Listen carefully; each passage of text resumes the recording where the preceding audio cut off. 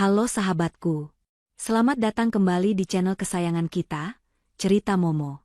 Apa kabar kalian hari ini? Semoga selalu sehat dan dijauhkan dari orang-orang yang bermuka dua ya. Sahabatku, pernah tidak kalian membayangkan bagaimana rasanya ketika ketulusan hati kita diukur dengan isi dompet? Saat kita punya segalanya, kita disayang Mbak Ratu. Tapi begitu terdengar kabar kita jatuh miskin, kita langsung dibuang seperti sampah tak berharga. Itulah yang dialami oleh Melia. Bayangkan sakitnya, sang suami menjatuhkan talak 3 di depan umum sambil tertawa puas bersama ibu mertuanya, hanya karena mengira keluarga Melia sudah bangkrut. Tapi, mereka tidak tahu satu rahasia besar. Tepat di detik talak itu jatuh, Melia justru memegang kendali atas nyawa pekerjaan mereka semua. Waduh, penasaran kan bagaimana karma instan itu terjadi? Eits! Tapi sebelum kita masuk ke kisah yang bikin gregetan sekaligus puas ini, yuk dukung terus channel Cerita Momo. Jangan lupa klik tombol like-nya, tekan tombol subscribe, dan nyalakan lonceng notifikasinya agar kalian tidak ketinggalan cerita seru lainnya. Dan sekarang, ayo absen dulu. Tulis nama kalian, asal kota, dan ketik kata, hadir, di kolom komentar di bawah. Aku mau lihat mana nih suaranya sahabat setia Cerita Momo dari seluruh Indonesia. Sudah siap melihat pembalasan yang elegan? Pasang sabuk pengaman emosi kalian, dan mari kita masuk ke ceritanya. Pagi itu seharusnya menjadi awal akhir pekan yang menyenangkan bagi Melia. Sinar matahari pagi menembus jendela kaca besar di ruang tengah rumah dinas yang ditempatinya bersama sang suami, Bagus, dan ibu mertuanya, Ibu Nurul. Di dapur, Melia sibuk menata piring-piring berisi sarapan kesukaan mertuanya. Nasi goreng seafood dengan acar timun segar sudah siap tersaji. Dengan senyum mengembang, Melia membawa nampan itu ke meja makan. Selamat pagi, Bu. Ini sarapannya sudah siap. Bagus mana ya, Bu? Kok belum turun? Sapa Melia dengan lembut kepada Ibu Nurul yang sedang duduk santai di sofa, sambil menonton berita di televisi layar datar yang baru dibeli Bagus bulan lalu. Biasanya, Ibu Nurul akan menjawab dengan senyuman manis, memuji masakan Melia, atau sekadar berbasa-basi menanyakan kabar orang tua Melia yang merupakan pemilik Wijaya Group, perusahaan raksasa yang disegani di negeri ini. Namun, pagi itu berbeda. Hening. Ibu Nurul tidak menoleh sedikit pun. Matanya terpaku pada layar televisi dengan tatapan nanar, seolah ada hantu yang baru saja muncul di sana. Bu, panggil Melia sekali lagi, sedikit bingung dengan reaksi mertuanya. Tiba-tiba, suara penyiar berita di televisi terdengar semakin keras, memecah keheningan pagi itu. Pemirsa, kabar mengejutkan datang dari dunia bisnis tanah air. Wijaya Group, raksasa bisnis yang selama ini dikenal kokoh, pagi ini resmi dinyatakan pailit. Otoritas Jasa Keuangan menemukan indikasi penipuan investasi besar-besaran yang melibatkan jajaran direksi utama. Saham Wijaya Group anjlok hingga titik terendah, dan seluruh aset perusahaan kini dalam status pembekuan oleh bank. Ribuan karyawan terancam PHK, dan keluarga besar Wijaya dikabarkan terlilit hutang triliunan rupiah. Prang! Suara gelas pecah membuat Melia terlonjak kaget. Ibu Nurul membanting gelas teh yang ada di meja ke lantai. Pecahannya berserakan di dekat kaki Melia. Wajah wanita parubaya itu merah padam, napasnya memburu menahan amarah yang meledak-ledak. Melia, bentak Ibu Nurul dengan suara melengking yang belum pernah didengar Melia sebelumnya. Jelaskan ini, apa maksud berita itu? Penipuan? Pailit? Bangkrut? Melia menatap layar televisi dengan wajah yang ia buat sepucat mungkin. Dalam hati kecilnya, ia tahu ini adalah bagian dari strategi ayahnya untuk membersihkan perusahaan dari tikus-tikus berdasi, sebuah rencana rahasia yang bahkan tidak boleh diketahui oleh siapapun, termasuk suaminya sendiri. Namun, demi menutupi fakta itu, Melia harus berpura-pura syok. Aku tidak tahu, Bu. Kemarin Papa bilang semuanya baik-baik saja. Jawab Melia terbata-bata, mencoba menyentuh lengan mertuanya untuk menenangkan. Jangan sentuh aku. Ibu Nurul menepis tangan Melia dengan kasar. Matanya menatap menantunya itu dengan jijik, seolah Melia adalah kotoran yang menempel di sepatunya. Kamu pikir aku bodoh? Berita itu bilang aset dibekukan. Hutang triliunan? Itu artinya orang tuamu sekarang miskin. Gembel. Dan kamu tahu apa artinya itu buat Bagus? Karir suamimu bisa hancur karena punya mertua penipu. Saat keributan itu memuncak, Bagus turun dari lantai atas sambil mengucek matanya. Ia baru bangun tidur dan kaget melihat pecahan gelas di lantai, serta ibunya yang sedang berkacak pinggang di depan Melia. Ada apa ini, Bu? Pagi-pagi kok sudah ribut? Kasihan tetangga dengar, tanya Bagus dengan nada malas. Ibu Nurul langsung berlari menghampiri anaknya, memegang kedua bahu Bagus dengan dramatis. Bagus, kamu harus lihat berita. Keluarga istrimu itu penipu. Wijaya Group bangkrut. Bagus, bangkrut total. Mereka punya hutang triliunan dan sekarang dikejar-kejar polisi. Mata Bagus terbelalak lebar. Kantuknya seketika hilang. Ia menatap Melia dengan tatapan tidak percaya, lalu beralih ke layar televisi yang masih menayangkan running text tentang kejatuhan Wijaya Group. Melia, ini benar? Tanya Bagus, suaranya bergetar. Bukan karena sedih, tapi karena panik. Selama ini, Bagus selalu merasa aman dan bangga karena menikahi putri konglomerat. Ia sering sesumbar di kantor bahwa posisinya aman karena koneksi mertuanya. Melia menunduk, memainkan ujung daster batiknya. Aku belum bisa menghubungi Papa, Mas. Tapi, sepertinya beritanya benar. Bagus mengusap wajahnya dengan kasar. Ia mendengus kesal, lalu menatap Melia dengan tatapan yang berubah dingin. Sial, kalau begini caranya, rencana promosi jabatanku bulan depan bisa batal. Pak Direktur pasti akan berpikir dua kali mempromosikan menantu seorang koruptor. Mas, kok kamu bicaranya begitu? Kita kan belum tahu kebenarannya. Lagi pula, ini musibah keluarga. Melia mencoba membela diri, berharap suaminya akan memberikan sedikit dukungan moral. Namun, harapan itu sia-sia. Ibu Nurul langsung memotong ucapan Melia dengan sinis. Musibah apanya? Ini aib. Bagus, kamu dengar ibu. Mulai sekarang, jangan terlalu manjakan dia. Uang belanja yang biasa kamu kasih itu, tahan dulu. Kita tidak tahu apakah keluarganya akan minta bantuan kita buat bayar hutang mereka. Jangan sampai harta kita ikut tersedot. Ibu benar, sahut Bagus cepat, tanpa ragu sedikit pun. Ia menatap Melia tajam. Melia, mulai hari ini, kartu kredit tambahan yang aku kasih, kembalikan. Aku blokir semuanya. Kita harus berhemat. Aku tidak mau terseret masalah keluargamu. Hati Melia mencelos. Baru 5 menit berita itu tayang, sifat asli suami dan mertuanya sudah terlihat jelas. Selama ini, kebaikan dan kasih sayang mereka ternyata hanya sebatas angka di rekening bank ayahnya. Ketika angka itu hilang, hilang pula rasa hormat mereka. Tapi Mas, itu kan uang untuk keperluan rumah tangga. Lirih Melia. Cukup, bentak Ibu Nurul. Masih berani membantah? Sadar diri, Melia. Kamu sekarang cuma anak orang bangkrut yang numpang hidup di rumah anakku. Harusnya kamu bersyukur Bagus tidak langsung mengusirmu detik ini juga. Sekarang, bersihkan pecahan gelas ini. Jangan sampai kaki Bagus terluka gara-gara kecerobohanmu. Bagus tidak membela istrinya. Ia justru membalikan badan dan duduk di sofa, memijat pelipisnya seolah-olah dialah korban paling menderita di sini. Cepat bersihkan, Mel. Aku pusing lihat kekacauan ini. Bikin hilang selera makan saja. Melia menahan air matanya agar tidak tumpah. Ia berjongkok, memunguti pecahan kaca satu persatu dengan tangannya yang gemetar. Rasa perih di hatinya jauh lebih sakit daripada goresan kaca yang mungkin melukai jarinya. Di balik punggungnya, ia mendengar Ibu Nurul berbisik kepada Bagus. Untung kamu belum jadi beli mobil baru itu, Bagus. Simpan uangmu. Kita harus hati-hati. Jangan-jangan sebentar lagi dia akan minta uang buat bayar pengacara ayahnya. Pokoknya ibu tidak setuju kalau kamu keluar uang sepeser pun buat mereka. Iya, Bu. Aku juga nggak bodoh. Nanti aku telepon pengacaraku buat konsultasi soal pemisahan harta. Jaga-jaga kalau ada penyitaan. Jawab Bagus dingin. Melia menggenggam pecahan kaca itu erat-erat, hingga telapak tangannya sedikit tergores. Darah segar menetes kecil, tapi rasa sakit itu membantunya tetap sadar. Baiklah, Mas Bagus, Ibu Nurul, batin Melia.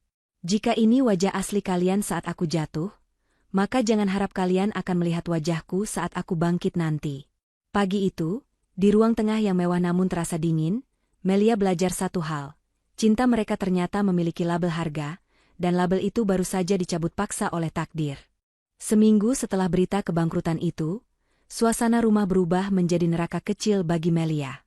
Tidak ada lagi sapaan hangat atau kecupan di kening saat Bagus hendak berangkat kerja. Yang ada hanya bentakan dan perintah kasar yang menyayat hati. Pagi itu, Bagus berteriak dari dalam kamar, memanggil nama istrinya seolah memanggil seorang pelayan rendahan. Melia, baju kerjaku kenapa belum disetrika? Kamu ini ngapain aja seharian di rumah?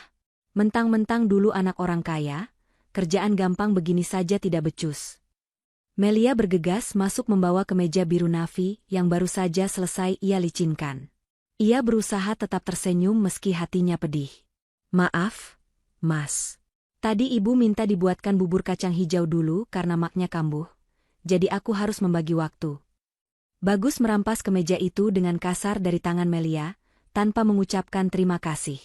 Wajahnya masam, penuh dengan rasa tidak puas. Alasan terus. Dengar ya, Mel.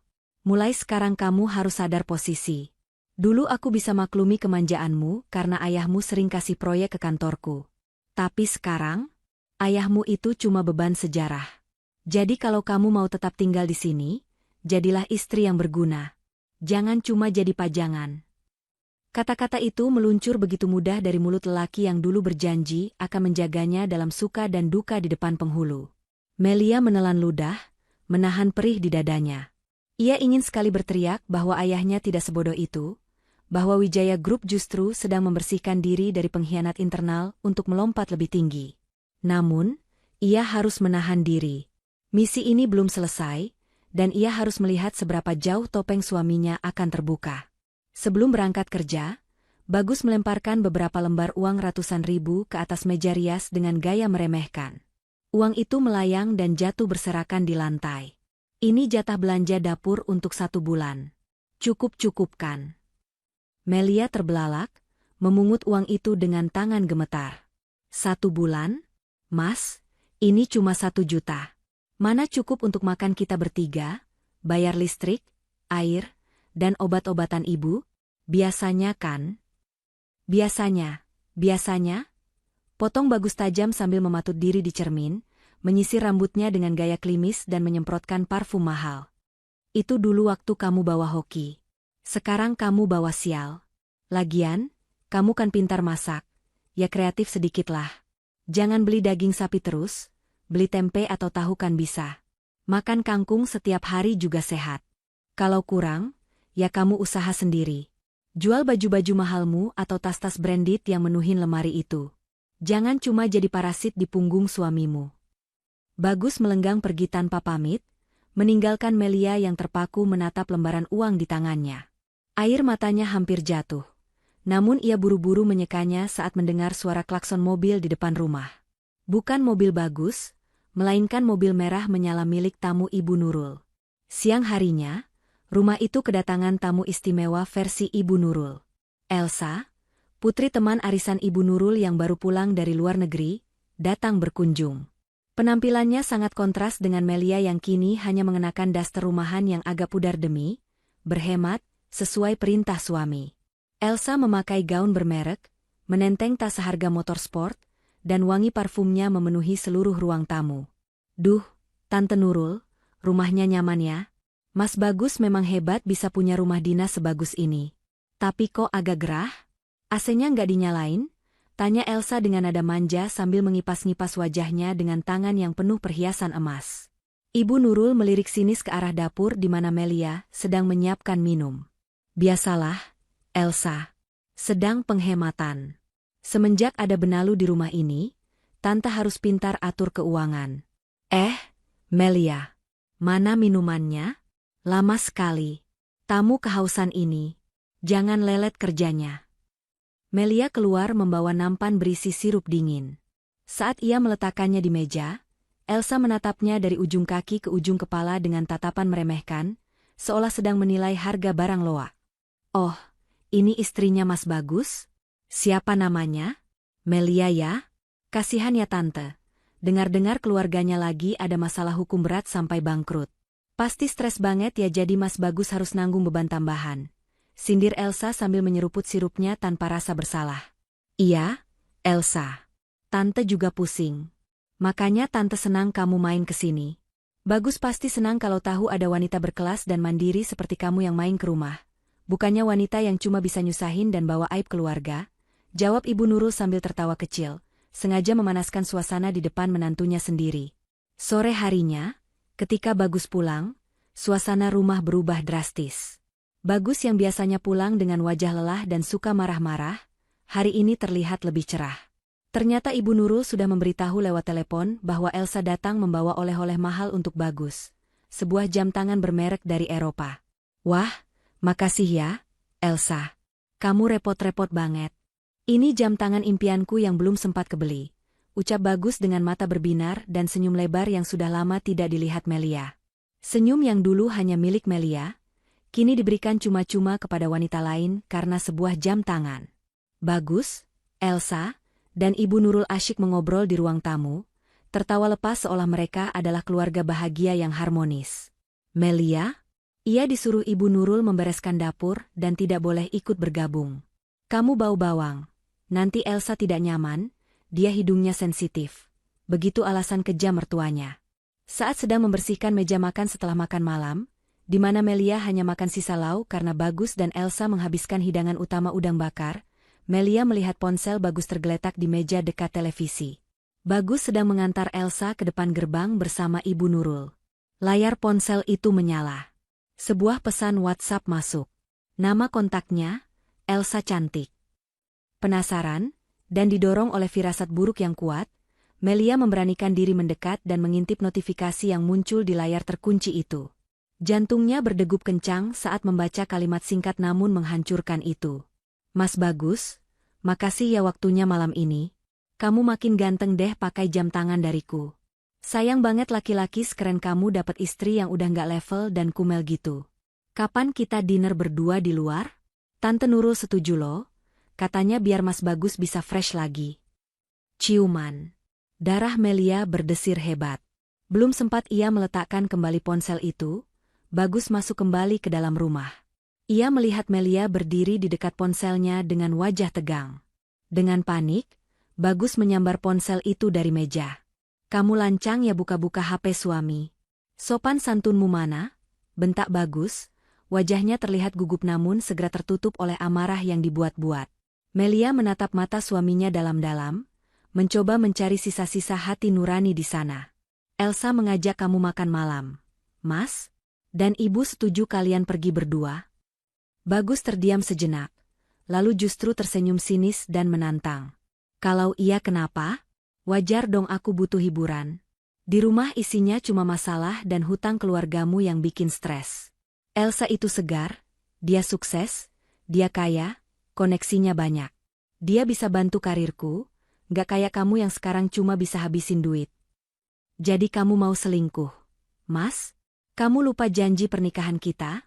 Tanya Melia dengan suara bergetar, menahan tangis. Jaga mulutmu. Ini bukan selingkuh. Ini networking. Membangun relasi. Lagian, kalau kamu gak suka, silakan pergi. Pintu terbuka lebar. Tapi ingat, kamu gak punya uang, kan? Mau jadi gelandangan di jalanan?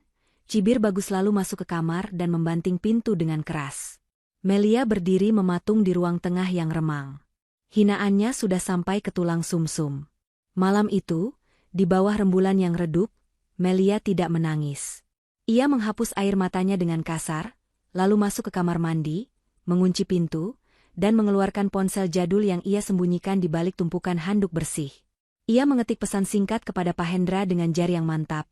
Pak Hendra, percepat proses akuisisi.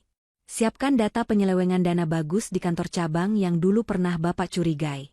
Aku ingin dia terbang setinggi-tingginya merasa menjadi raja, sebelum aku hempaskan dia ke tanah sampai hancur berkeping-keping. Melia menatap cermin, melihat pantulan wajahnya yang lelah namun matanya menyala penuh tekad. Peran sebagai istri teraniaya ini semakin menarik, dan ia akan memainkannya dengan sempurna sampai babak terakhir. Hari Minggu yang seharusnya tenang kembali terusik. Pagi itu, Pintu depan rumah terbuka kasar tanpa diketuk.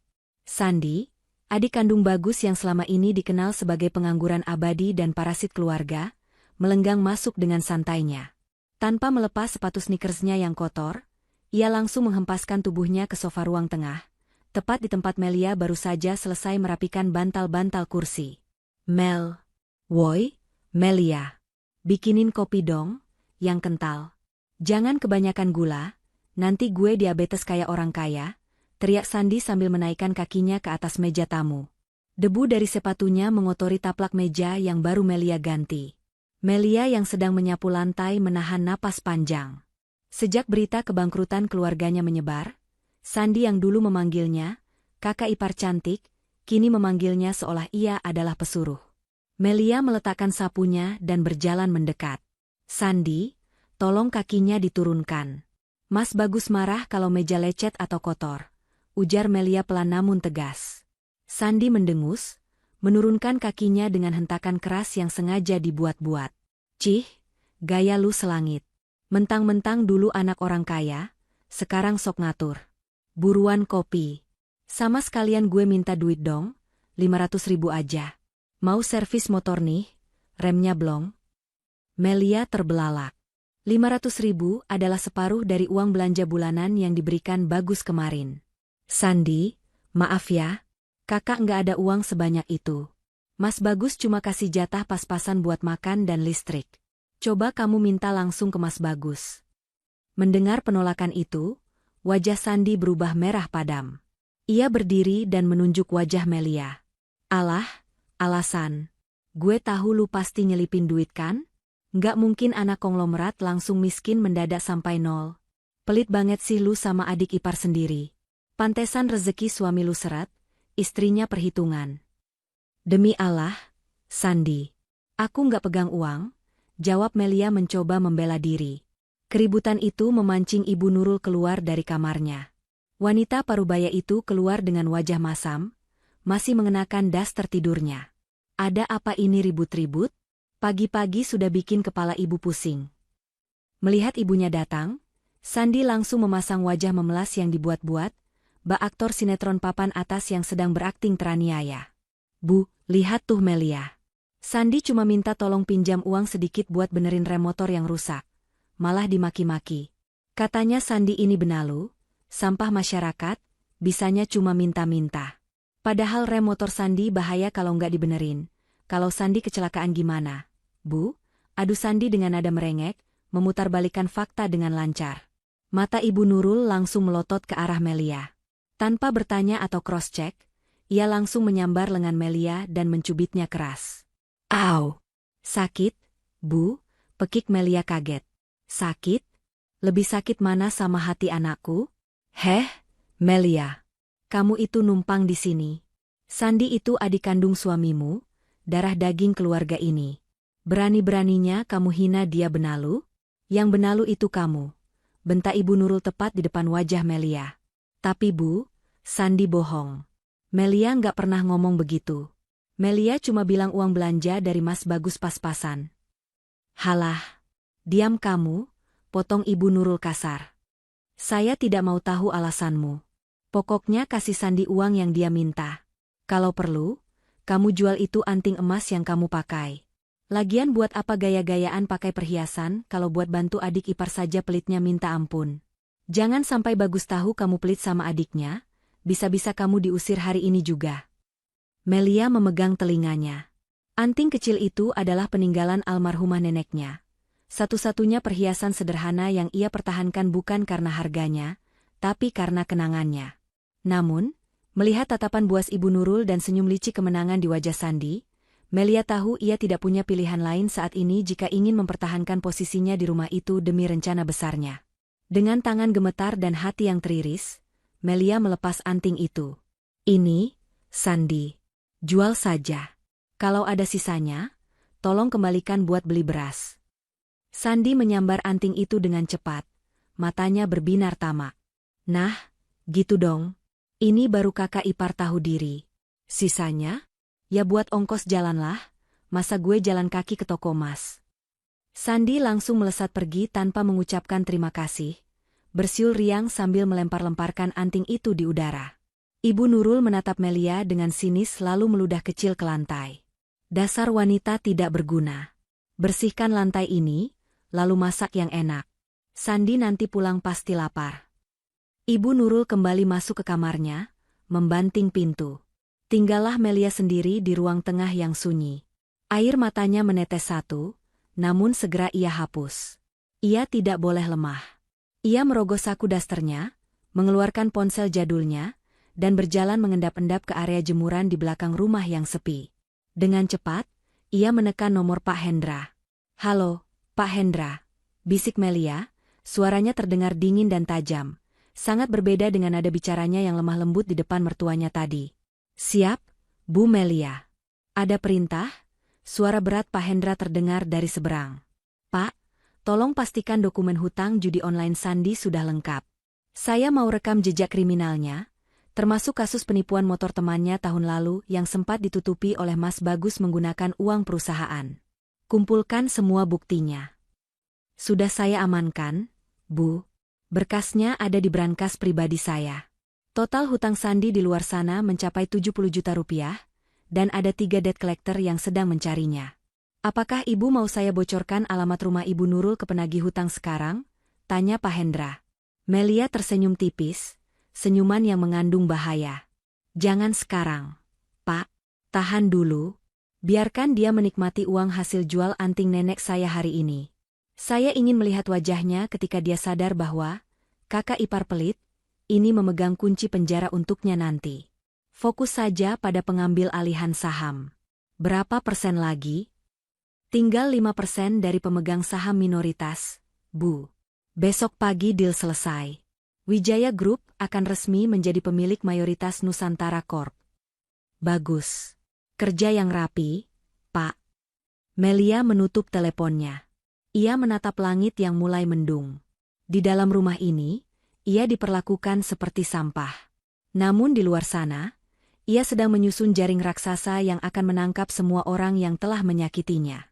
Melia kembali masuk ke dalam rumah, mengambil sapu, dan melanjutkan pekerjaannya sebagai upik abu, menunggu waktu yang tepat untuk berubah kembali menjadi ratu. Hari itu adalah hari yang paling ditunggu-tunggu oleh Ibu Nurul, namun menjadi mimpi buruk bagi Melia. Sejak subuh, rumah sudah riuh rendah. Ibu Nurul memutuskan untuk menjadi tuan rumah arisan sosialita bulanannya. Biasanya, ia akan memanggil jasa catering dan 2 orang pembantu harian untuk mengurus segalanya. Namun kali ini, dengan alasan penghematan yang dibuat-buat, semua beban itu ditumpahkan ke pundak Melia. "Melia, rendangnya jangan sampai gosong. Terus itu lantai ruang tamu dipel ulang. Tadi Ibu lihat masih ada debu sedikit di pojokan. Malu kalau teman-teman Ibu lihat," teriak Ibu Nurul dari ruang tengah. Ia sedang sibuk memilih baju terbaiknya, mematut diri di depan cermin sambil mencoba berbagai macam kalung emas. Melia yang sedang mengaduk santan kental di atas kompor, hanya bisa menghela napas panjang. Peluh sudah membasahi daster lusuhnya. Ia belum mandi, belum sarapan, dan kakinya terasa bengkak karena sudah berdiri sejak jam 4 pagi. Ia harus memasak rendang, opor ayam, sambal goreng ati, hingga membuat es buah untuk 20 orang tamu. "Iya, Bu. Ini sebentar lagi matang," sahut Melia dengan suara parau. Tak lama kemudian, sebuah mobil mewah berhenti di depan rumah. Elsa turun dengan anggunnya, mengenakan gaun sutra berwarna pastel yang senada dengan sepatu hak tingginya. Ia membawa sebuah kotak kue kecil dari toko roti terkenal, bukan untuk membantu, melainkan hanya sebagai simbolis. "Halo Tante Nurul." "Duh, maaf ya Elsa datang kepagian. Mau bantu-bantu Tante nih," sapa Elsa dengan nada manja yang dibuat-buat. Ibu Nurul langsung sumringah. Ia memeluk Elsa dan mencium pipi kiri kanannya. "Ya ampun, calon mantu idaman Tante rajin banget. Nggak usah repot-repot. Sayang, kamu duduk manis saja di sini, temani Tante. Biar sih, orang belakang, yang kerjakan semuanya." Melia yang sedang membawa nampan berisi gelas-gelas kristal keluar dari dapur, mendengar jelas percakapan itu. Hatinya seperti ditusuk sembilu. Orang belakang. Begitu cepat statusnya berubah dari menantu kesayangan menjadi sebutan yang lebih rendah dari pembantu. Pukul 10 pagi, tamu-tamu mulai berdatangan. Wangi parfum mahal menyeruak memenuhi ruang tamu yang sejuk, karena AC dinyalakan maksimal. Gelak tawa ibu-ibu sosialita yang membicarakan tas bermerek, liburan ke Eropa, dan arisan berlian terdengar riuh.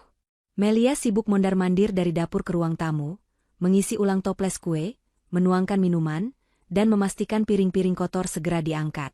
Saat Melia sedang menuangkan es buah ke gelas salah satu tamu, seorang wanita bertubuh tambun dengan kacamata berantai emas, Bu Rina, tetangga kompleks sebelah, menatapnya dengan seksama. "Loh, ini Melia kan? Menantumu, Jeng Nurul?" tanya Bu Rina dengan suara lantang, membuat percakapan di ruangan itu seketika terhenti. Semua mata tertuju pada Melia yang berdiri canggung dengan teko es di tangan. Wajah Ibu Nurul sempat terlihat kaku sejenak. Namun dengan cepat ia mengubah ekspresinya menjadi senyum sinis yang merendahkan. Ia mengibaskan kipas tangannya dengan gaya angkuh. "Ah, iya, Jeng. Itu Melia. Kasihan dia, kan keluarganya baru saja bangkrut total. Bapaknya terlilit hutang triliunan. Jadi ya, sebagai mertua yang baik hati, saya tampung saja dia di sini. Hitung-hitung amal, daripada dia menggelandang di jalanan. Di sini dia bantu-bantu pekerjaan rumah sebagai ganti biaya makan dan tempat tinggal. Lumayanlah, saya jadi bisa pecat pembantu harian. Lebih hemat." Pernyataan itu disambut dengan gumaman prihatin yang palsu dari para tamu. "Ya ampun, mulia sekali hati Jeng Nurul. Kalau saya sih, ogah nampung keluarga penipu." Takut ketularan sialnya, celetuk salah satu tamu berbaju merah. "Iya benar. Hati-hati loh, Jeng. Nanti barang-barang di rumah hilang diambil buat bayar hutang bapaknya, timpal yang lain." Melia menggigit bibir bawahnya kuat-kuat hingga terasa perih. Tangannya mencengkeram gagang teko erat-erat agar tidak gemetar. Ia ingin sekali menyiramkan es buah itu ke wajah mereka semua, namun ia ingat instruksi Pak Hendra. "Sabar, Melia. Biarkan mereka terbang tinggi." Di tengah situasi yang memojokkan itu, Elsa tiba-tiba berdiri dan merangkul lengan Ibu Nurul dengan mesra. Ia tersenyum manis kepada para tamu, seolah-olah dialah nyonya rumah yang sesungguhnya. Tante Nurul memang hatinya selembut malaikat, tante-tante semua. Makanya Elsa sayang banget sama Tante Nurul dan Mas Bagus. "Oh ya, silakan dicicipi kuenya. Ini spesial lo Elsa bawakan untuk acara Tante Nurul," ujar Elsa, mengambil alih panggung. "Wah, ini baru calon mantu yang pas buat Jeng Nurul. Cantik, kaya, sopan lagi. Cocok banget sama Bagus yang karirnya lagi nanjak," puji Bu Rina. Ibu Nurul tertawa bangga, menepuk-nepuk tangan Elsa. "Doakan saja ya, ibu-ibu. Namanya juga jodoh. Kita cari yang terbaik, yang bibit bebet bobotnya jelas. Bukan yang luarnya emas tapi dalamnya rongsokan." Sindiran itu jelas ditujukan untuk Melia. Tanpa berkata apa-apa, Melia membalikkan badan dan berjalan kembali ke dapur. Di balik tembok pembatas, ia menyandarkan punggungnya ke dinding dingin, menarik napas panjang untuk meredakan gemuruh di dadanya. Air matanya sudah kering. Rasa sakit hati ini telah berubah menjadi bahan bakar yang membara. Dari celah pintu dapur, ia melihat Bagus baru saja pulang untuk makan siang sebentar. Bukannya membela istrinya yang sedang dijadikan bahan gunjingan, Bagus malah tersenyum ramah menyapa tamu-tamu ibunya, lalu duduk di samping Elsa. Mereka terlihat tertawa bersama, serasi, seolah Melia tidak pernah ada di dunia ini. "Melia, mana rendangnya? Tamu-tamu sudah mau makan berat." "Jangan lelet," teriak Ibu Nurul dari ruang tengah, memutus lamunan Melia. "Iya, Bu." "Siap," jawab Melia datar. Ia mengangkat panci besar berisi rendang panas itu. Beratnya luar biasa, tapi tidak seberat beban penghinaan yang ia terima hari ini. Melia melangkah keluar, menyajikan hidangan itu di meja prasmanan dengan kepala tegak. Ia melayani mereka satu persatu, menuangkan nasi, mengambilkan lauk, persis seperti pelayan restoran. Namun, di dalam benaknya, Melia sedang menghitung mundur. Setiap tawa yang keluar dari mulut Ibu Nurul, setiap lirikan sinis dari Elsa, dan setiap sikap acuh tak acuh dari Bagus, semuanya dicatat rapi dalam memori dendamnya. "Makanlah yang kenyang, Tuan dan Nyonya," batin Melia saat melihat mereka lahap menyantap masakannya. "Nikmatilah kemewahan dan kesombongan ini selagi bisa. Karena sebentar lagi, piring yang kalian pakai makan ini pun tidak akan sanggup kalian beli. Hari itu, Melia belajar bahwa tidak ada yang lebih kejam daripada keluarga yang berkhianat.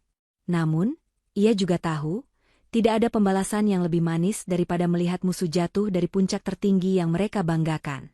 Matahari belum tinggi, namun hawa panas sudah terasa menyengat di dalam rumah, seolah mencerminkan ketegangan yang tak kunjung reda. Melia berdiri di depan cermin kamarnya yang kusam, merapikan kemeja putih lamanya yang warnanya sudah mulai menguning. Ia sengaja memilih pakaian yang paling sederhana, bahkan cenderung lusuh, untuk menutupi tujuan sebenarnya hari ini. Ia mengikat rambutnya asal-asalan dan memulas wajahnya dengan bedak tipis untuk menyamarkan kantung mata akibat kurang tidur. Saat ia melangkah keluar kamar sambil menjinjing tas kain belanjaan yang sudah agak robek di bagian ujungnya, suara Bagus langsung menyambarnya dari ruang tengah. Suaminya sedang duduk santai sambil membaca koran bisnis, dengan secangkir kopi hitam mengepul di meja. "Mau kemana lagi kamu? Pagi-pagi sudah keluyuran. Kerjaan rumah belum beres, kan?" tanya Bagus tanpa menoleh, matanya tetap terpaku pada halaman saham. Melia berhenti sejenak, mengatur napas agar suaranya terdengar meyakinkan. "Aku mau keluar sebentar, Mas. Mau coba ke rumah teman lama, siapa tahu ada yang bisa bantu pinjami uang untuk pegangan kita bulan ini. Uang yang Mas kasih kemarin sudah menipis dipakai belanja arisan ibu." Mendengar kata, pinjam uang, Bagus langsung melipat korannya dengan kasar. Ia menatap Melia dengan tatapan tajam dan penuh ancaman. Wajahnya yang tampan berubah menjadi bengis karena rasa malu yang membayang. "Dengar ya, Melia. Jangan bikin malu aku," bentak Bagus sambil berdiri dan melangkah mendekati istrinya. Telunjuknya menuding tepat di depan hidung Melia. "Awas kalau kamu sampai datang ke teman-teman kantorku atau relasi bisnisku buat mengemis. Jangan bawa-bawa namaku.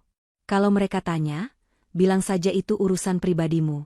Aku nggak mau karirku yang lagi bagus-bagusnya hancur gara-gara punya istri pengemis." Dari arah dapur, Ibu Nurul muncul sambil membawa toples kerupuk. Mulutnya sibuk mengunyah, namun matanya menatap Melia dengan sorot merendahkan. "Benar kata suamimu itu. Kamu jangan jual iba di luar sana pakai nama keluarga kami. Kalau mau ngemis, sana ke keluarga bapakmu yang penipu itu. Jangan seret-seret Bagus. Ingat, Elsa itu relasinya luas. Kalau sampai dia dengar kamu minta-minta dan bikin malu Bagus, ibu tidak akan ampuni kamu." Melia menunduk, menyembunyikan kilatan amarah di matanya. "Iya, Mas, Bu. Aku mengerti. Aku tidak akan bawa nama kalian. Aku pergi dulu." Tanpa menunggu jawaban lagi, Melia bergegas keluar rumah. Panas matahari yang menyengat kulitnya tidak sebanding dengan panasnya hati mendengar ucapan suami yang seharusnya menjadi pelindungnya. Namun, langkah Melia semakin mantap begitu ia keluar dari komplek perumahan. Ia berjalan kaki cukup jauh, hingga sampai di sebuah minimarket di jalan raya utama. Di area parkir yang agak tersembunyi di samping gedung minimarket, sebuah mobil sedan hitam mewah dengan kaca film gelap sudah menunggu. Itu bukan mobil taksi online, melainkan mobil operasional khusus milik Direksi Wijaya Group yang tidak terlacak. Melia mengetuk kaca jendela belakang 2 kali. Pintu terbuka otomatis. Hawa sejuk AC langsung menyapa wajahnya, kontras dengan debu jalanan di luar. Di dalam, Pak Hendra sudah duduk rapi dengan setelan jas lengkap, memangku sebuah laptop dan tumpukan dokumen map merah. "Selamat siang, Bu Melia," sapa Pak Hendra dengan hormat, sedikit membungkukkan badan meski dalam posisi duduk. "Silakan masuk." Melia masuk dan menutup pintu. Seketika, postur tubuhnya berubah. Bahunya yang tadi membungkuk lesu kini tegak. Tatapan matanya yang sayu berubah menjadi tajam dan penuh otoritas. "Bagaimana perkembangannya, Pak?" tanya Melia to the point, suaranya tegas dan berwibawa. Pak Hendra menyerahkan sebuah tablet. "Sesuai instruksi Ibu. Proses akuisisi saham Nusantara Corp melalui perusahaan cangkang kita sudah mencapai 95%. Tinggal tanda tangan basah Ibu di dokumen ini untuk pengambil alihan penuh secara legal. Begitu Ibu tanda tangan, secara de jure, Ibu adalah pemilik tunggal perusahaan tempat Pak Bagus bekerja." Melia mengambil pena mahal yang disodorkan Pak Hendra. Ia menatap dokumen itu sejenak. Di sana tertulis jelas nilai transaksi yang fantastis. Angka yang bahkan tidak bisa dibayangkan oleh Bagus dan Ibu Nurul seumur hidup mereka. Dengan gerakan cepat dan mantap, Melia membubuhkan tanda tangannya. Selesai. Kapan pengumuman resminya? Tanya Melia. Kita akan rilis beritanya tepat saat rapat umum pemegang saham minggu depan, Bu. Tapi saya punya informasi tambahan yang mungkin menarik buat Ibu, kata Pak Hendra sambil membuka map merah lain. Apa itu? Tim audit kita menemukan aliran dana mencurigakan di divisi pemasaran yang dipimpin Pak Bagus. Ada markup anggaran promosi sebesar 200 juta rupiah bulan lalu. Dananya ditransfer ke rekening pihak ketiga atas nama Elsa Pramudya. Mata Melia menyipit. Rahangnya mengeras. Jadi, uang yang dia pakai untuk membelikan jam tangan mewah dan mentraktir ibunya itu adalah uang hasil korupsi, dan dia berikan ke Elsa untuk dicuci. Benar, Bu. Buktinya sudah kami amankan. Jika Ibu mau, kita bisa langsung laporkan ke polisi sekarang atas tuduhan penggelapan dalam jabatan. Melia tersenyum dingin, sebuah senyuman yang mengerikan. Jangan sekarang, Pak. Itu terlalu mudah. Simpan bukti itu sebagai kartu as saya. Biarkan dia merasa di atas angin dulu. Biarkan dia merasa Elsa adalah dewi penolongnya yang kaya raya. Aku ingin melihat wajahnya saat dia sadar bahwa wanita yang dia banggakan itu ternyata penadah uang curiannya sendiri. Pertemuan itu berlangsung singkat namun padat. Setelah mengatur strategi selanjutnya, Melia turun dari mobil mewah itu. Ia kembali berjalan kaki menuju rumah dengan tas kain lusuhnya, seolah tak terjadi apa-apa. Sesampainya di rumah, hari sudah sore. Bagus sedang duduk di teras sambil merokok. Melihat Melia pulang dengan tangan kosong dan wajah lelah, ia menyeringai mengejek. Mana? Dapat duit enggak? Kulihat tasmu kempes begitu. Pasti enggak ada yang mau kasih pinjam kan? Siapa juga yang mau percaya sama anak koruptor? Cibir Bagus sambil membuang asap rokoknya ke arah Melia. Melia berhenti di depan suaminya, menatapnya dengan tatapan yang sulit diartikan. Belum dapat, Mas. Teman-temanku sedang susah juga. Dasar tidak berguna, umpat Bagus. Sudah sana masuk. Masakin air panas buat mandi Ibu. Jangan bikin aku tambah pusing lihat mukamu. Melia melangkah masuk tanpa membantah. Di dalam hatinya, ia membisikkan sebuah janji. Nikmatilah rokok dan penghinaanmu sore ini, Mas Bagus. Karena sebentar lagi, kamu yang akan memohon-mohon di kakiku untuk sekadar bisa bernapas lega. Sore itu berlalu seperti biasa di rumah keluarga Bagus, penuh dengan perintah dan makian. Namun mereka tidak sadar, sang pembantu yang mereka hina baru saja membeli masa depan mereka dengan satu tanda tangan. Suasana makan malam di rumah itu terasa lebih mencekam dari biasanya. Denting sendok yang beradu dengan piring menjadi satu-satunya suara yang mengisi keheningan, sebelum akhirnya Ibu Nurul meletakkan sendoknya dengan kasar ke atas meja. Ia menatap Melia yang sedang membereskan sisa tulang ayam di piring sandi, dengan tatapan penuh kebencian. Sampai kapan kita harus hidup irit begini, Bagus? Tanya Ibu Nurul tiba-tiba, suaranya tajam menusuk telinga. Bagus yang sedang mengunyah makanan terakhirnya terhenti. Ia menelan ludah dengan susah payah. Maksud Ibu apa? Bagus kan sudah berusaha keras kerja, Bu. Kerja keras saja tidak cukup kalau di rumah ini ada parasit yang menyedot rezekimu. Ibu Nurul menunjuk Melia dengan dagunya. Melia yang sedang menumpuk piring kotor hanya diam. Tangannya tetap bergerak meski hatinya mendidih. Ibu Nurul memutar kursi makannya menghadap Bagus sepenuhnya. Wajahnya serius, tak ada lagi basa-basi. Dengar Ibu baik-baik. Tadi siang Elsa menelepon Ibu. Dia bilang, papanya sedang mencari mitra bisnis untuk proyek properti baru di Bali. Nilainya miliaran, Bagus. Dan Elsa bilang, dia bisa merekomendasikan kamu sebagai penanggung jawab proyek itu, asalkan. Ibu Nurul menggantung kalimatnya, membiarkan Bagus penasaran. Asalkan apa, Bu? Tanya Bagus antusias. Proyek miliaran berarti komisi besar, dan itu adalah jalan pintas untuk kembali hidup mewah seperti dulu. Asalkan statusmu jelas, sambar sandi yang tiba-tiba ikut nimbrung sambil memainkan tusuk gigi. Maksudnya, Mbak Elsa nggak mau jalan sama laki-laki beristri. Dia butuh kepastian. Kalau lu masih nempel sama si Melia ini, ya proyek itu bakal melayang ke orang lain. Bagus terdiam. Ia melirik Melia sekilas. Istrinya itu kini berdiri di dekat wastafel, memunggungi mereka. Punggung yang dulu ia peluk, kini terlihat begitu rapuh dan menyedihkan di matanya. Tidak ada lagi keuntungan yang bisa ia perah dari Melia. Tapi Bu, kalau aku cerai sekarang, apa kata orang kantor? Baru saja mertua bangkrut, masa langsung ditinggal? Nanti aku dibilang suami tidak setia, ujar Bagus ragu. Bukan karena cinta, tapi karena citra. Ia takut nama baiknya tercoreng. Ibu Nurul mendengus keras. Ia bangkit dari kursi dan menghampiri Bagus, memegang kedua pundak anaknya itu dengan cengkeraman kuat. Persetan dengan omongan orang, Bagus, orang kantor tidak akan memberimu makan. Orang kantor tidak akan melunasi cicilan mobilmu. Yang bisa menyelamatkan kita cuma uang. Dan uang itu ada di Elsa, bukan di wanita miskin ini. Ibu Nurul menunjuk punggung Melia lagi. Lihat dia. Apa yang bisa dia kasih? Cuma hutang dan aib. Elsa janji sama ibu, kalau kamu menikahi dia akan kasih modal usaha 100 juta buat Sandi buka bengkel. Dia juga bakal belikan ibu ruko baru buat usaha catering. Kamu mau korbankan masa depan ibu dan adikmu cuma demi kasihan sama dia. Kata-kata, modal usaha, dan ruko, meruntuhkan pertahanan terakhir Bagus. Ia membayangkan hidup nyaman bersama Elsa, mobil baru, liburan mewah, dan jabatan tinggi. Dibandingkan dengan Melia yang kini hanya bisa menyajikan tempe goreng dan wajah suram, pilihannya terasa sangat jelas.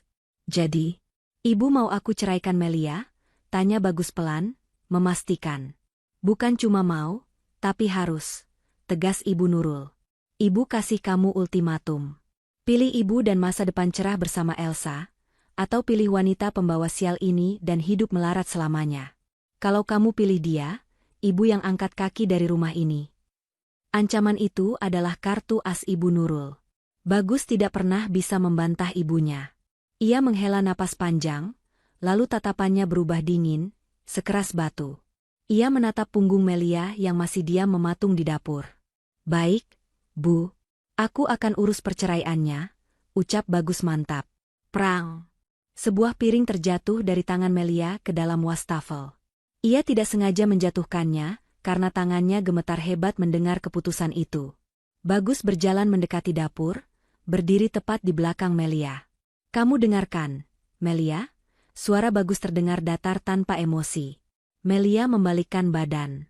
Wajahnya basah, bukan oleh air mata, melainkan percikan air keran. Ia menatap suaminya dengan tatapan yang sulit diartikan, campuran antara kecewa dan lega. Kamu mau menceraikan aku, Mas? Hanya karena uang? Tanya Melia lirih. Jangan naif, Mel. Hidup butuh uang, bukan cuma cinta, jawab Bagus ketus. Aku capek hidup susah. Aku capek lihat mukamu yang mengingatkan aku sama kegagalan bapakmu. Jadi, bersiaplah. Minggu depan kita adakan pertemuan keluarga.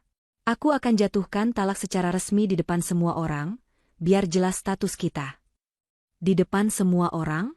Harus banget dibuat tontonan, tantang Melia. Harus, seru Ibu Nurul dari meja makan. Biar semua orang tahu kalau anak saya sudah bebas dari jeratan keluarga penipu. Sekalian kita undang keluarga besar buat syukuran kecil-kecilan. Syukuran buang sial? Melia mengangguk pelan. Sangat pelan. Ia tidak memohon, tidak bersujud di kaki Bagus seperti yang diharapkan Ibu Nurul. Sikap tenangnya justru membuat Bagus merasa sedikit terganggu, namun ia tepis perasaan itu. Baik kalau itu mau kalian, kata Melia tenang. Lakukan apa yang membuat kalian bahagia. Undang semua orang. Undang Elsa juga kalau perlu. Biar dia lihat sendiri bagaimana cara kalian memperlakukan orang yang sudah tidak berguna. Oh, tentu saja Elsa akan datang. Dia tamu kehormatan, cibir Sandi sambil tertawa. Malam itu, keputusan sudah bulat. Vonis telah dijatuhkan. Melia masuk ke dalam kamar tamu yang sempit, tempat ia tidur selama seminggu terakhir karena diusir dari kamar utama. Ia duduk di tepi kasur tipis, mengambil ponselnya. Satu pesan ia kirimkan ke Pak Hendra, mereka memilih perang terbuka, Pak. Bagus akan menjatuhkan talak minggu depan di depan keluarga besar. Pastikan surat pengangkatan saya sebagai CEO sudah siap di hari yang sama. Dan satu lagi, Pak, tolong siapkan hadiah khusus untuk Ibu Nurul. Surat penyitaan rumah ini atas nama bank, karena sertifikatnya sudah lama digadaikan Bagus diam-diam untuk judi online. Melia meletakkan ponselnya. Senyum tipis terukir di bibirnya. Minggu depan akan menjadi panggung sandiwara terakhir mereka, sekaligus panggung penobatan bagi dirinya. Ultimatum Ibu Nurul hanyalah pemicu ledakan bom waktu yang sudah Melia rakit dengan rapi. Hari yang dinanti-nanti oleh Ibu Nurul akhirnya tiba. Sejak pagi buta, rumah dinas itu sudah disulap menjadi tempat pesta yang meriah.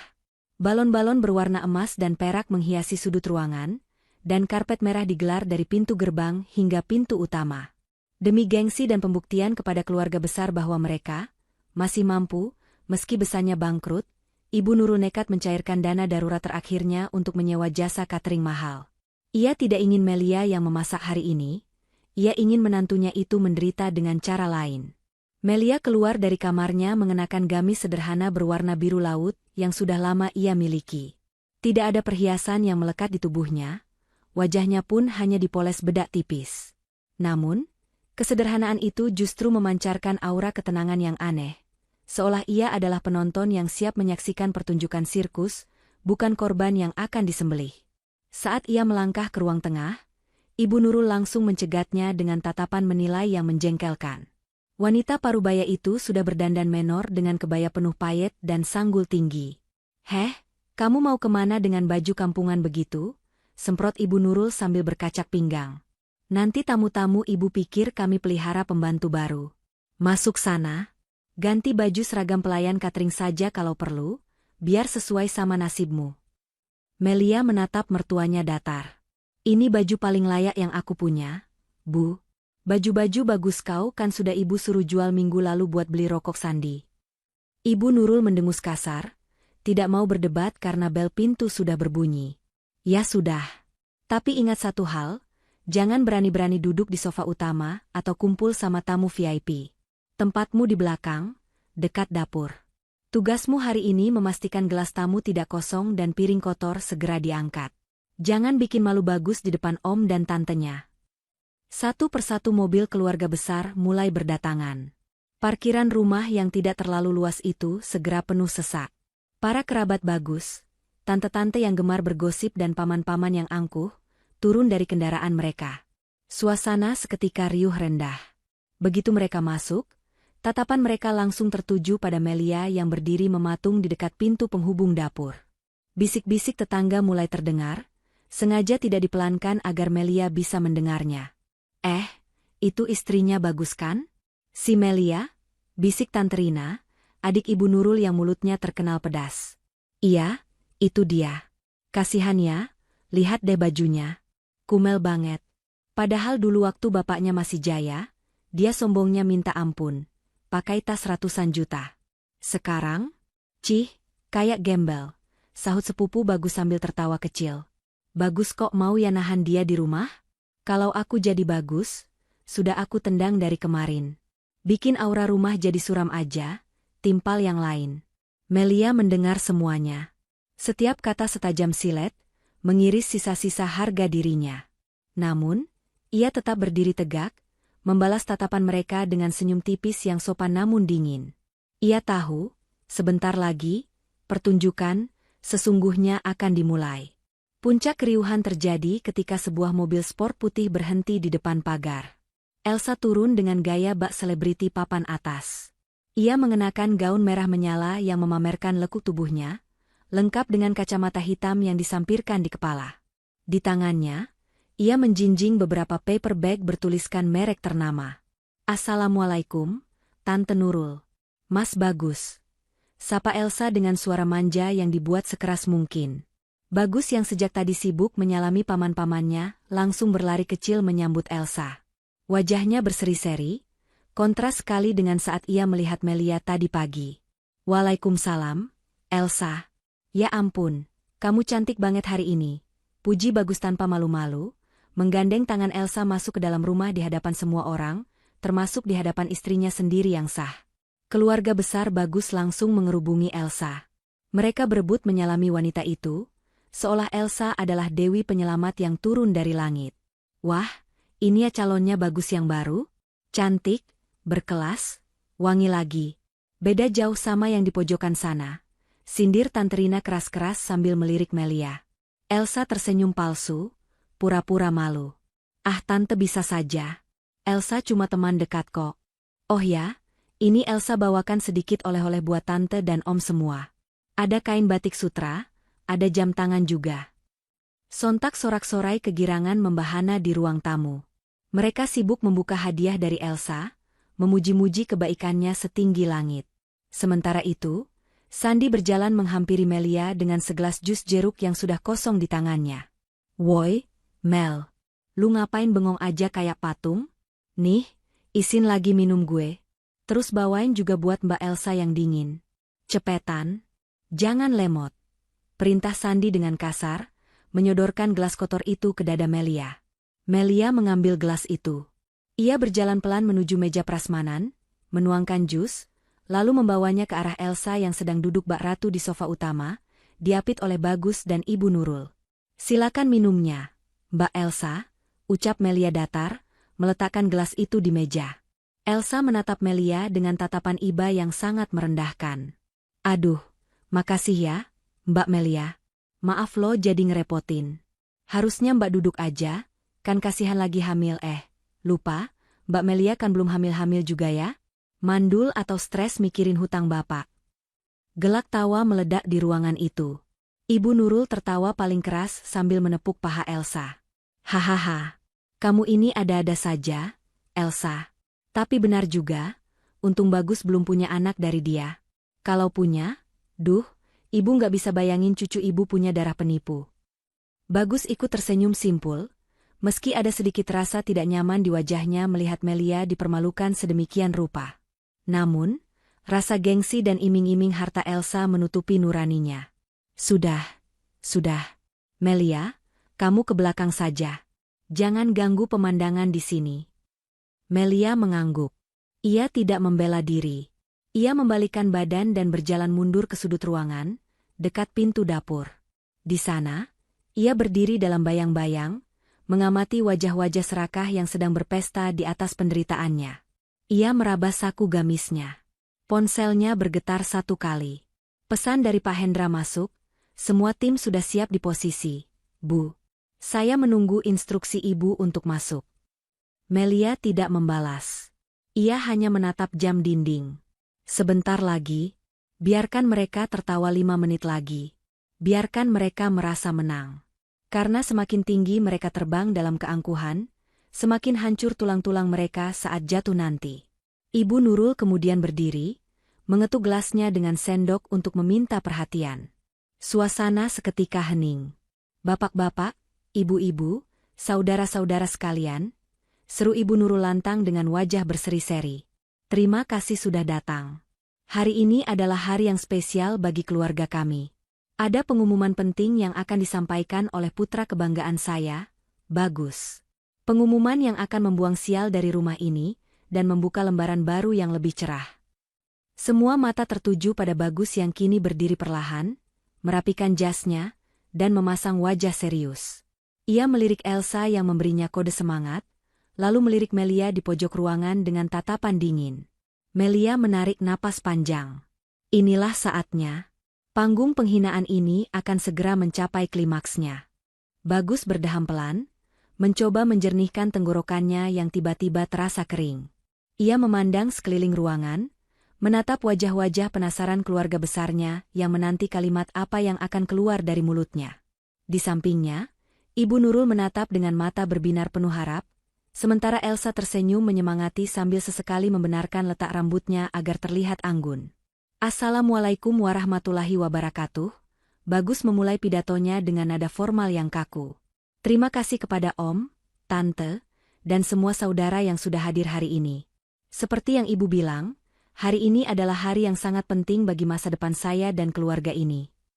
Bagus menarik napas panjang, lalu matanya beralih menatap Melia yang berdiri sendirian di sudut ruangan dekat pintu dapur. Tatapan Bagus tidak lagi menyiratkan cinta atau kasih sayang, hanya ada rasa lelah dan keinginan untuk segera melepaskan beban. Selama beberapa tahun ini, saya berusaha menjadi suami yang baik. Saya bekerja keras, banting tulang demi kebahagiaan rumah tangga. Tapi, Bagus memberi jeda dramatis, manusia punya batas kesabaran. Saya tidak bisa terus-menerus memikul beban sendirian, apalagi menanggung aib dan hutang yang bukan perbuatan saya. Bisik-bisik di ruangan itu kembali terdengar, kali ini bernada persetujuan. Bagus merasa mendapat dukungan, dan itu membuat kepercayaan dirinya melambung. Ia melangkah maju 2 langkah, mendekat ke arah tengah ruangan, seolah menjadikan dirinya pusat semesta kebenaran. "Melia," panggil Bagus dengan suara lantang. "Mungkin ini terdengar kejam di telingamu. Tapi aku harus realistis. Karirku sedang menanjak, dan aku butuh pendamping yang bisa mendukungku, bukan yang menyeretku ke dalam lumpur kebangkrutan. Keluargamu sudah hancur, dan aku tidak mau masa depanku ikut hancur bersamamu." Melia mengangkat wajahnya. Ia menatap lurus ke mata suaminya. Tidak ada air mata yang jatuh, meski hatinya bergemuruh hebat. Ketegarannya itu justru membuat Bagus semakin kesal, seolah Melia tidak menyadari betapa hinanya posisi dia saat ini. Jadi, di hadapan ibu, di hadapan om dan tante semua, serta disaksikan oleh Elsa. Bagus menunjuk Elsa yang tersenyum kemenangan, "Aku ingin mempertegas status kita." Ruangan menjadi sunyi senyap. Bahkan suara AC pun terdengar jelas. Jantung Melia berdegup kencang, namun ia sudah siap. Ia sudah tahu momen ini akan datang. "Melia Anindya," suara Bagus menggema, "mulai detik ini, aku menjatuhkan talak 3 padamu. Haram bagiku menyentuhmu lagi, dan haram bagimu tinggal di atap yang sama denganku mulai malam ini. Silakan kemasi barang-barangmu dan kembali ke rumah orang tuamu yang bangkrut itu." Kalimat itu meluncur tajam, memutus ikatan suci yang pernah mereka jalin dengan janji sehidup semati. Talak 3. Putusan final yang tidak bisa ditarik kembali.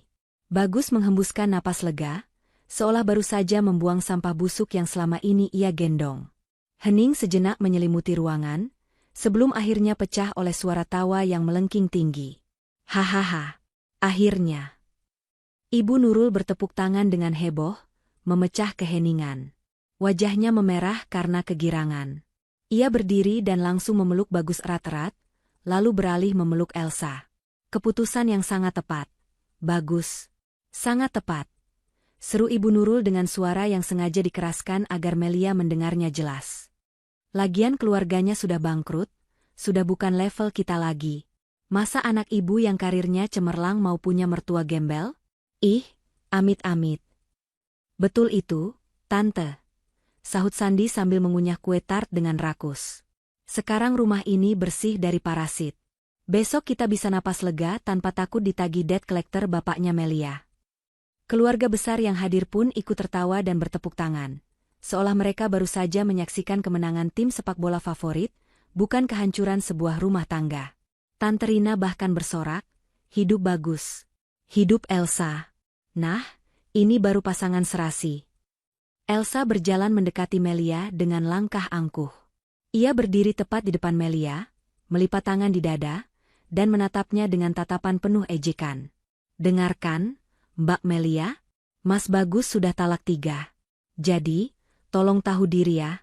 Jangan coba-coba nangis atau sujud minta balikan. Mas Bagus itu pantas dapat yang lebih baik, yang setara. Dan jelas, itu bukan kamu," ucap Elsa dengan senyum sinis. Melia menatap Elsa, lalu beralih menatap Bagus dan Ibu Nurul yang masih tertawa-tawa di tengah ruangan. Anehnya, Melia tidak merasa sedih. Rasa sakit yang ia rasakan seminggu terakhir tiba-tiba lenyap, digantikan oleh perasaan dingin yang menenangkan. Talak 3 itu bukan akhir baginya, melainkan kunci pembuka borgol yang selama ini mengekangnya pada keluarga benalu ini. "Terima kasih, Mas Bagus," ucap Melia pelan, namun suaranya terdengar jelas di tengah tawa mereka yang mulai mereda. Semua orang menoleh, heran melihat reaksi Melia yang tidak histeris.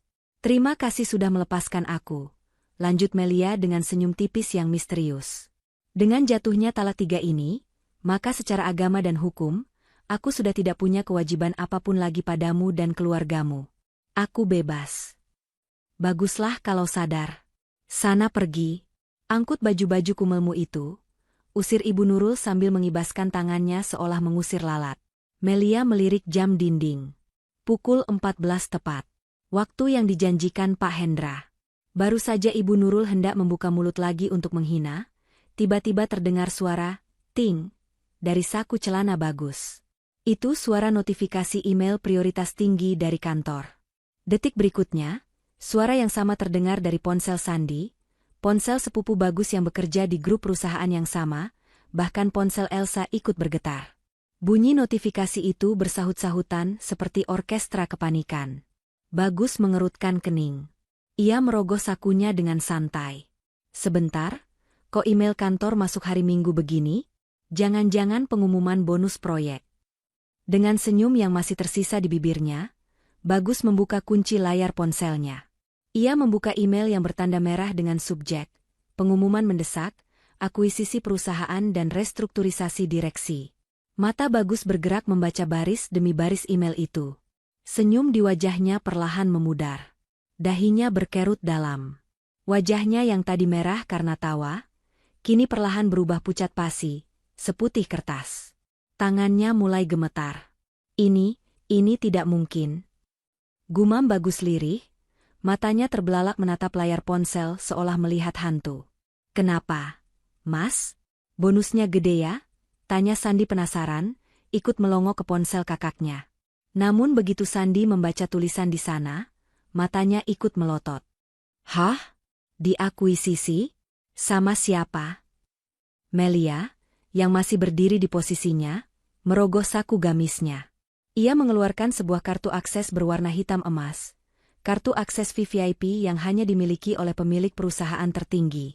Ia melangkah maju perlahan, suara langkah kakinya kini terdengar begitu mengintimidasi di ruangan yang mendadak hening karena kebingungan Bagus. Kenapa diam, Mas Bagus? Tanya Melia dengan suara yang berwibawa, jauh berbeda dari suara istri penurut yang selama ini dikenal Bagus. Apa emailnya kurang jelas? Atau perlu aku bacakan langsung di sini? Bagus mendongak, menatap Melia dengan pandangan kosong dan bingung. Melia, kamu, apa hubungannya sama kamu? Melia tersenyum. Kali ini bukan senyum tipis, tapi senyum kemenangan sang ratu. Bacalah nama di baris paling bawah, Mas. Nama pemilik baru perusahaan tempatmu bekerja. Nama CEO yang baru saja menandatangani surat keputusan itu 10 menit yang lalu. Bagus kembali menatap layar ponselnya. Matanya tertuju pada tanda tangan digital di bagian bawah email resmi itu.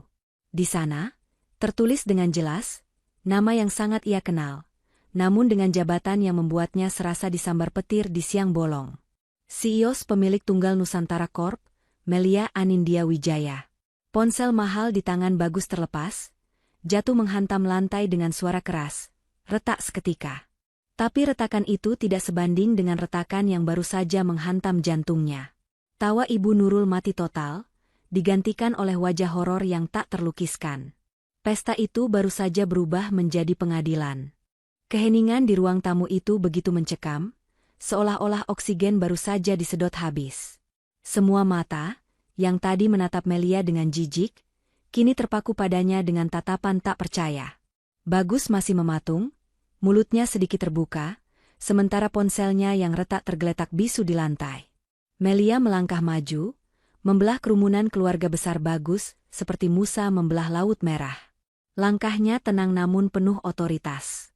Ia berhenti tepat di depan Bagus yang masih syok. Kenapa, Mas? Kaget melihat nama istrimu. Ah maaf, mantan istrimu, ada di sana? Tanya Melia dengan nada santai namun menusuk. Ini bohong kan? Ini pasti prank. Kamu ngehack sistem kantor kan? Teriak Bagus histeris, berusaha menyangkal kenyataan yang ada di depan matanya. Keringat dingin mulai bercucuran di pelipisnya. Ibu Nurul, yang baru tersadar dari keterkejutannya, langsung maju membela anaknya. Jangan mimpi kamu, Melia. Mana mungkin gembel kayak kamu bisa beli perusahaan tempat Bagus kerja? Perusahaan itu nilainya triliunan. Bapakmu kan bangkrut. Jangan halusinasi deh. Melia tertawa kecil. Tawa yang renyah namun dingin. Ia mengeluarkan ponselnya sendiri dan menekan sebuah tombol. Detik berikutnya, Pintu depan terbuka lebar. Masuklah Pak Hendra diikuti oleh 4 orang berbadan tegap berseragam security khusus dan 2 orang polisi.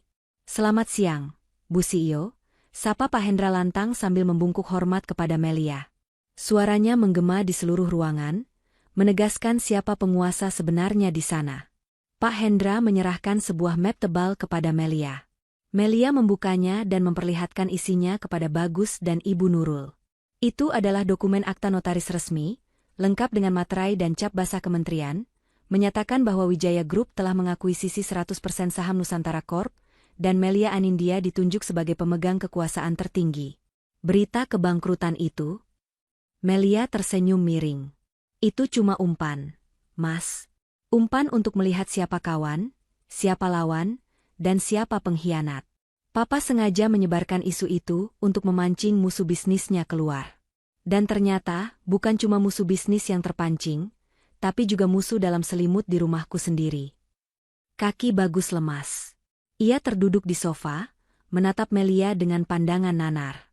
"Jadi, kamu bohong selama ini? Kamu pura-pura miskin." "Aku tidak pura-pura, Mas. Aku hanya menahan diri. Aku ingin melihat seberapa tulus cintamu padaku saat aku tidak punya apa-apa." "Dan hasilnya?" Melia menatap sekeliling, pada sisa-sisa pesta dan wajah-wajah kerabat yang ketakutan. "Nol besar. Kalian semua memperlakukan aku seperti sampah begitu mengira aku jatuh." Elsa, yang sejak tadi dia memucat, mencoba menyelinap pergi ke arah pintu belakang. Namun, 2 orang security langsung menghadangnya. "Mau kemana, Mbak Elsa?" tanya Melia tanpa menoleh. "Pestanya belum selesai. Masih ada 1 pengumuman lagi." Melia beralih menatap Pak Hendra. "Pak, bacakan hasil audit divisi pemasaran." Pak Hendra membuka tabletnya dan membacakan data dengan suara tegas. "Berdasarkan audit forensik yang dilakukan tim kami, ditemukan adanya penggelapan dana promosi sebesar 500 juta rupiah yang dilakukan oleh saudara Bagus dalam 6 bulan terakhir. Dana tersebut dialirkan ke rekening pribadi atas nama Elsa Pramudia dengan modus vendor fiktif." "Apa?" teriak Ibu Nurul, matanya melotot ke arah Elsa. "Elsa? Uang itu? Kamu bilang itu uang hasil bisnismu sendiri yang kamu pakai buat traktir tante." Elsa gemetar hebat. Wajah cantiknya kini pucat pasi seperti mayat. "Tante, saya bisa jelaskan, itu cuma pinjaman." "Pinjaman apanya?" bentak Pak Hendra. "Ini pencucian uang. Saudara Bagus korupsi untuk membiayai gaya hidup saudari Elsa." Bagus menunduk dalam-dalam, menutupi wajahnya dengan kedua tangan. Ia tidak berani menatap ibunya, apalagi Melia. Rahasianya terbongkar di saat yang paling buruk. Melia berjalan mendekati Elsa. Ia menatap jam tangan dan tas mewah yang dipakai wanita itu.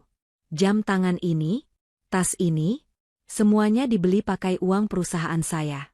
Uang yang seharusnya menjadi hak karyawan lain, tapi dicuri oleh suami saya untuk kamu." "Mel, tolong, Mel."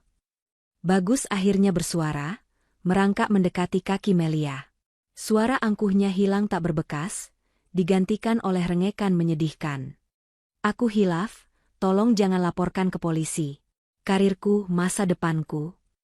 "Masa depan?" Melia menepis tangan Bagus yang hendak menyentuh kakinya. Ia mundur selangkah, menjaga jarak seolah Bagus adalah penyakit menular. "Kamu baru saja menceraikan masa depanmu 10 menit yang lalu, Mas. Ingat? Talak 3, haram menyentuhmu lagi. Kamu sendiri yang bilang." "Aku tarik ucapan itu. Aku emosi. Aku masih cinta sama kamu, Mel. Demi Allah." Bagus memohon, air matanya mulai keluar. "Cinta?" Melia tertawa getir. "Cinta yang ada label harganya? Maaf, Mas. Talak 3 itu sakral. Tidak bisa ditarik semudah kamu menarik ludahmu sendiri." Melia kemudian menoleh ke arah Ibu Nurul yang kini duduk lemas di sofa, wajahnya pucat seperti orang yang terkena stroke ringan. "Dan Ibu?" ucap Melia lembut namun mematikan. "Ingat kata-kata Ibu tadi? Sudah bukan level kita lagi." "Ibu benar. Level saya sekarang adalah pemilik perusahaan. Dan level Ibu." Melia memberi isyarat pada Pak Hendra. Pria itu mengeluarkan dokumen lain berwarna merah, surat penyitaan bank. Bu Nurul, kata Pak Hendra, rumah ini sertifikatnya sudah digadaikan oleh saudara Bagus setahun yang lalu untuk menutupi hutang judi online adiknya, Sandi. Dan karena cicilannya macet selama 6 bulan, pihak bank, yang kebetulan juga anak perusahaan Wijaya Group, hari ini resmi melakukan eksekusi penyitaan. Sandi? Ibu Nurul menoleh ke arah anak bungsunya dengan tatapan horor. Sandi yang tadi sombong minta jus, kini sudah meringkuk ketakutan di pojok ruangan, mencoba bersembunyi di balik gorden. Ampun, Bu, Sandi cuma pinjam bentar. Cicit Sandi gemetar. Dunia Ibu Nurul runtuh seketika. Anak emasnya koruptor, anak bungsunya penjudi, rumahnya disita, dan menantu yang ia hina ternyata adalah pemilik hidup matinya. Ia merasa dadanya sesak, napasnya tersengal-sengal. Jadi rumah ini bukan punya kita lagi? Tanya Ibu Nurul terbata-bata.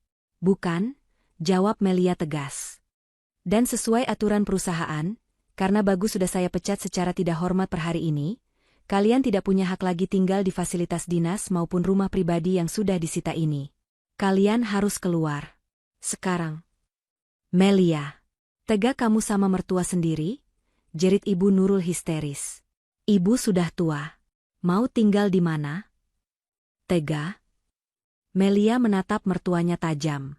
Di mana hati nurani ibu saat menyuruh saya tidur di kamar tamu? Saat menghina orang tua saya? Saat menyuruh saya jadi pembantu di arisan ibu? Saat ibu tertawa melihat saya ditalak?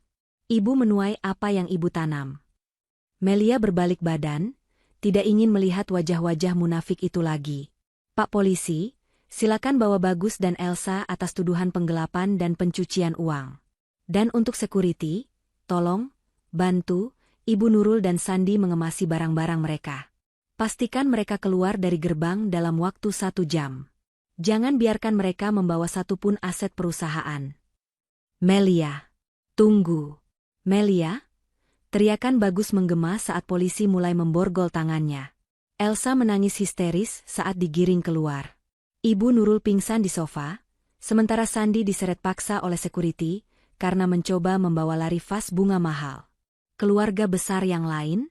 Mereka diam 1000 bahasa, menunduk ketakutan, berharap Melia tidak mengingat wajah-wajah mereka yang tadi ikut menghina.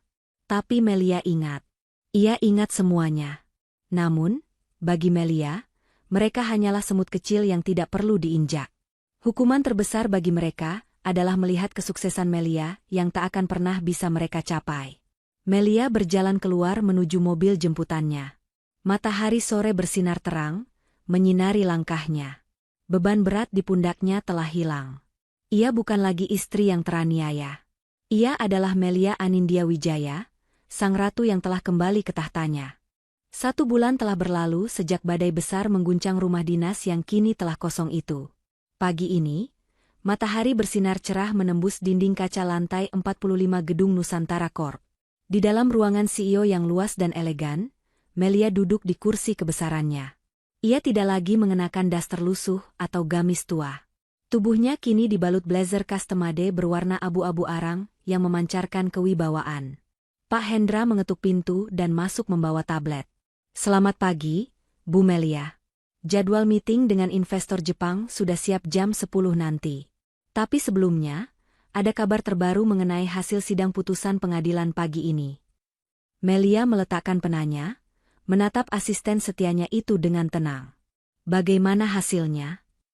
Majelis Hakim menjatuhkan vonis 5 tahun penjara untuk saudara Bagus atas tindak pidana penggelapan dalam jabatan dan penipuan korporasi. Sementara saudari Elsa divonis 3 tahun karena terbukti sebagai penadah aktif dan turut serta dalam pencucian uang, lapor Pak Hendra. Melia mengangguk pelan. Tidak ada rasa senang yang meluap-luap, hanya rasa lega karena keadilan telah ditegakkan. Dan bagaimana reaksi mereka? Kacau, Bu. Di persidangan, Elsa dan Bagus saling serang. Elsa mengaku dia hanya korban rayuan Bagus. Sementara Bagus berteriak bahwa Elsa yang memaksanya korupsi demi gaya hidup mewah. Cinta mereka ternyata tidak sekuat uang yang mereka curi. Melia tersenyum tipis. Cinta yang tumbuh karena harta akan mati saat harta itu tiada. Biarkan mereka merenungi nasib di balik jeruji besi. Lalu, bagaimana dengan mantan mertua saya dan ipar saya? Pak Hendra menggeser layar tabletnya, memperlihatkan sebuah foto yang diambil diam-diam oleh tim lapangan. Foto itu memperlihatkan sebuah peta kontrakan kumuh di pinggiran kota yang padat dan becek. Di depannya, terlihat seorang wanita tua dengan daster kusam sedang menggoreng pisang di wajan hitam besar. Ibu Nurul sekarang berjualan gorengan di pinggir jalan untuk menyambung hidup. Bu Sandi, dia sempat dihajar debt collector minggu lalu karena gagal bayar. Sekarang dia jadi tukang parkir liar di pasar induk, kakinya pincang sebelah akibat insiden itu. Melia menatap foto itu lamat-lamat. Wanita di foto itu terlihat jauh lebih tua dari usianya. Wajah yang dulu angkuh dan penuh riasan tebal, kini keriput dan berminyak terkena asap gorengan. Sementara itu, di kontrakan sempit berukuran 3x4 meter, udara terasa pengap. Ibu Nurul mengipas-ngipas wajahnya yang berkeringat. Asap minyak goreng membuat matanya perih, sepekat perih di hatinya. Bu, minta duit dong. Mau beli rokok? Pusing nih kepala. Sandi masuk dengan jalan terpincang-pincang, wajahnya lebam. Duit? Duit? Kamu pikir ibu ini ban? Bentak Ibu Nurul sambil melempar sodet ke lantai. Lihat nih, tangan ibu melepuh kena minyak panas. Untung jualan hari ini cuma cukup buat beli beras literan. Kamu bukannya bantu, malah minta rokok. Ya salah ibu juga. Balas Sandi tak mau kalah. Coba dulu ibu nggak maksa Mas Bagus cerain Melia. Coba ibu nggak gila hormat sama si Elsa penipu itu. Pasti sekarang kita masih tidur di kasur empuk. Makan enak disiapin Melia, dan Sandi bisa minta modal usaha sama dia. Diam kamu. Ibu Nurul berteriak histeris, namun kemudian tubuhnya merosot ke lantai tanah yang dingin. Ia menangis meraung-raung. Penyesalan itu datang bagai ombak besar yang menghantam karang. Namun semuanya sudah terlambat. Bayangan wajah Melia yang dulu tulus melayaninya, memijat kakinya saat pegal, dan memasakkan makanan kesukaannya, kini menghantuinya setiap malam. Ia menukar berlian dengan batu kali. Ia membuang menantu yang tulus demi wanita yang hanya mengincar uang anaknya. Melia, maafkan ibu. Nak, ibu menyesal. Ratap Ibu Nurul di tengah kebisuan kontrakan yang lembab itu. Namun, ratapan itu hanya dijawab oleh suara tikus yang berlarian di plafon rumah. Kembali ke gedung pencakar langit. Melia berdiri memandang hiruk-pikuk kota Jakarta dari ketinggian. Ponselnya berdering. Di layar, muncul nomor tak dikenal. Melia tahu, itu nomor dari wartel penjara. Bagus mencoba menghubunginya lagi, mungkin untuk yang ke-100 kalinya, memohon jatah kunjungan atau sekadar meminta uang rokok. Tanpa ragu, Melia menekan tombol blokir. Pak Hendra, panggil Melia. Ya, Bu. Siapkan mobil. Saya mau makan siang bersama Papa dan Mama di rumah. Saya rindu masakan rumah yang sesungguhnya. Baik, Bu. Apakah Ibu ingin lewat jalan pasar induk? Lebih cepat sampai ke rumah orang tua Ibu. Melia berpikir sejenak. Ia tahu Sandi dan Ibu Nurul ada di sana. Apakah ia ingin melihat penderitaan mereka secara langsung untuk kepuasan terakhir? Melia menggeleng tegas. Tidak perlu. Jangan lewat sana. Saya tidak ingin melihat ke belakang lagi. Jalan di depan jauh lebih indah. Lewat jalan tol saja. Melia melangkah keluar ruangan dengan kepala tegak. Ia bukan lagi wanita yang bisa diinjak-injak. Ia bukan lagi korban. Ia adalah nahkoda bagi hidupnya sendiri. Dendamnya sudah terbayar lunas. Bukan dengan darah, tapi dengan kesuksesan yang gemilang. Masa lalu bersama Bagus dan keluarganya kini hanyalah debu di spion mobil mewahnya yang melaju kencang, meninggalkan mereka yang memilih berhenti dan membusuk dalam keserakahan. Langit cerah menaungi langkah Melia. Di ujung jalan, kebahagiaan sejati bersama keluarga yang tulus telah menunggunya. Tamat. Pesan moral. Harta dan jabatan hanyalah titipan yang bisa hilang dalam sekejap mata. Jangan pernah menilai dan menghina seseorang hanya karena kondisi ekonominya, karena roda kehidupan selalu berputar. Keserakahan dan kesombongan tidak akan pernah membawa kebahagiaan, melainkan hanya akan menuntun kita pada kehancuran dan penyesalan yang terlambat. Hargailah ketulusan di atas materi.